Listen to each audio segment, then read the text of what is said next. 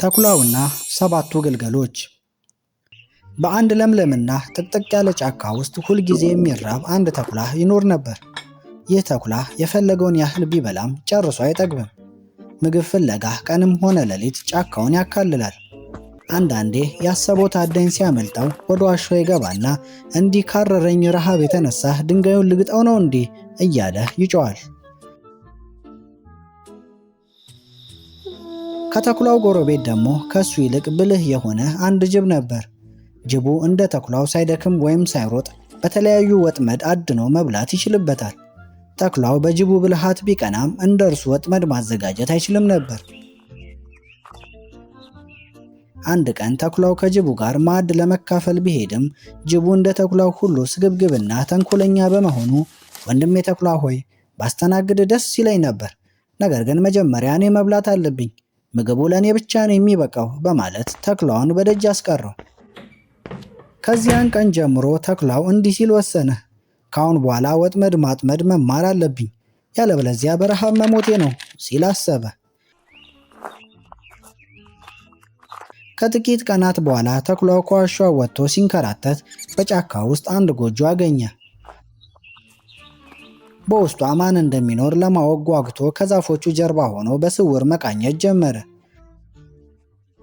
በዚያች ጎጆ ውስጥ አንዲት እናት ፍየል ከ7 ግልገሎቿ ጋር በደስታ ይኖራሉ። አንደኛው ግልገል በሳር ክምር ላይ ይዘላል፣ ሁለተኛው በኳስ ይጫወታል። ሌሎቹ ሁለቱ ሲወዛወዙ፣ ቀሪዎቹ ደግሞ አበባ ይለቅሙ ነበር።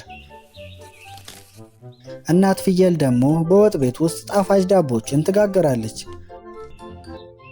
ተኩላው ይህንን ሲያይ የሳምንት ቀለብ እንዳገኘ ተሰምቶት አፉ በምራቅ ተሞላ። ወዲያው ዘሎ ሊበላቸው ቢፈልግ፣ ነገር ግን እንደ ጎረቤቱ ጅብ ብልህ መሆን እንዳለበትና ወጥመድ ማዘጋጀት ስላለበት ወጥመድ ለማዘጋጀት ወሰነ። ሌሊቱን በሙሉ ጎጆውን ሲከታተልና ሲያቅድ አደረ።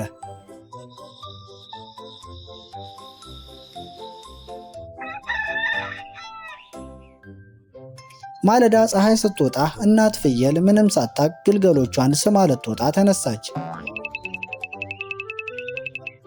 ከመሄዷ በፊት ግን ልጆቼ ወደ ገበያ እየሄድኩ ነው፣ ለማንም በሩን እንዳትከፍቱ፣ ያስተማርኳችሁን አትዘንጉ፣ በዚህ ጫካ ውስጥ አደገኛ ተኩላ አለና ተጠንቀቁ ስትል ጥብቅ ምክር ሰጣቻቸው።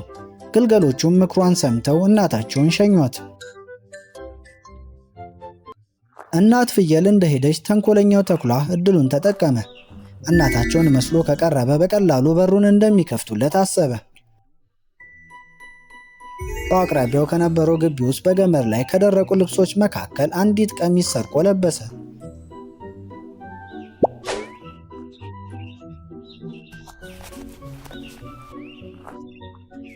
ከዚያም የዛፍ ፍሬዎችን እንደ ፍየል ቀንድ በራሱ ላይ አሰረ። አሁንማ እናታቸውን መስዬ ስለቀረብኩ በሩን ይከፍቱልኛል ሲል አሰበ። ተኩላው በለበሰው ቀሚስ እየተንቀራፈፈ ወደ ጎጆ ሄዶ በሩን አንኳኳ።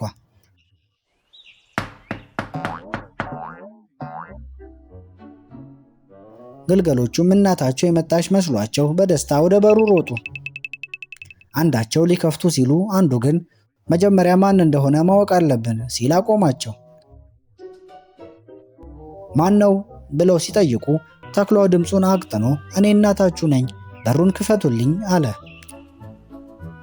አንደኛው ግልገል እናትዬ መጣች ብሎ ቢጮህም ሌላኛው በበሩ ስር ያለውን የተኩላውን ጥቁር እግር አይቶ የእናታችን እግር ነጭ ነው፣ ያንተ ግን ጥቁር ነው፣ አንተ እናታችን አይደለህም ብሎ መለሰ።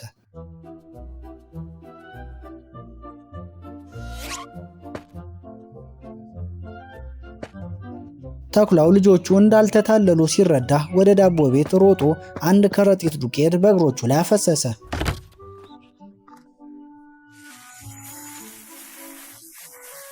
አሁን እግሮቹ እንደ ፍየል ነጭ ሆኑ። ተመልሶ ሄዶ በሩን አንኳኳና በለሰለሰ ድምፅ ልጆቼ እኔ እናታችሁ ነኝ ክፈቱልኝ አለ። ግልገሎቹም የለሰለሰውን ድምፅ ሰምተው በበሩ ስር ነጭ እግር አይተው በእውነት እናታቸው የመጣች መስሏቸው በሩን ከፈቱ።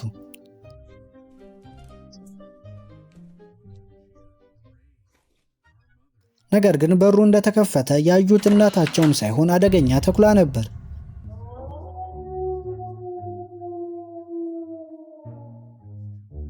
ግልገሎቹም እርዱን፣ ተኩላ መጣ እያሉ ይጮሁና ይሸሸጉ ጀመር።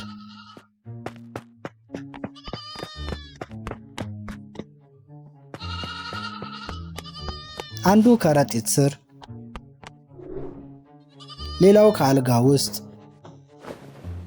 አንዱም ቁምሳጥን ውስጥ፣ አራተኛው ምድጃ ውስጥ፣ አምስተኛው ወጥ ቤት፣ ስድስተኛው ከመጋረጃ ጀርባ፣ ሰባተኛው ደግሞ በግድግዳ ላይ ካለው ትልቁ ሰዓት ውስጥ ተደበቁ። ተኩላ ግን ፈጣን ነበር። ግልገሎቹ ካሉበት እየፈለገ አንድ ባንድ ያዛቸው።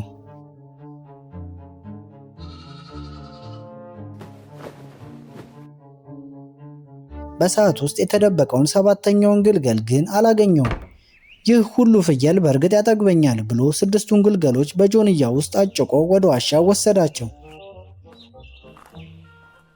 ጅቡ በተኩላ ውስጥ ብዙ ፍየሎችን ይዞ ሲያየው ተገረመ። ተኩላውን በኩራት አእምሮዬን ተጠቅሜ በወጥመድ አጠመድኩ አለው።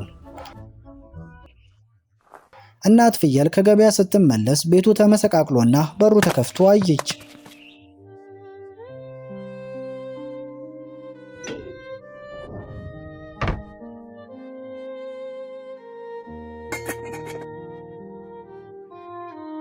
ልጆቼ የት ናቸው እያለች ስታለቅስ በሰዓት ውስጥ ተደብቆ የነበረው ግልገል ወጥቶ እቅፍ አደረጋትና የሆነውን ሁሉ ነገራት።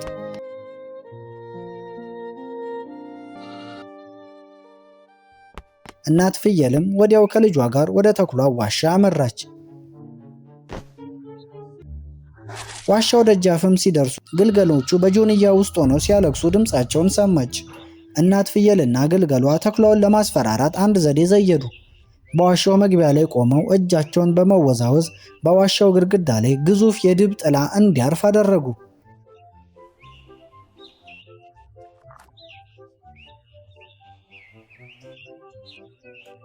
እናት ፍየል ድምጿን አጎርንና እንደ ድብ በመጮህ እኔ ግዙፍ ድብ ነኝ፣ በጣም ርቦኛል፣ እዚህ ዋሻ ውስጥ የሚበላ ተኩላ ያለ ይመስለኛል አለች።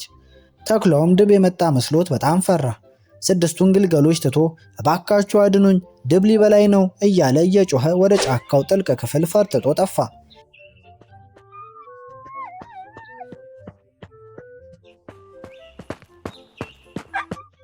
ከዚያ ቀን በኋላ ተኩላው ወደዚያ ጫካ ተመልሶ አልመጣም። እናት ፍየልና ልጆቿ በደስታ ተቃቀፉ። ከዚያም ወደ ሞቃት ጎጃቸው ተመለሱ። እናት ፍየል ለልጆቿ ጎበዞችና ደፋሮች እንዲሆኑ ነገረቻቸው። ከዚህ ጊዜ ጀምሮ እናት ፍየልና ሰባቱ ግልገሎቿ በጫካ ውስጥ በሰላምና በደስታ መኖር ቀጠሉ።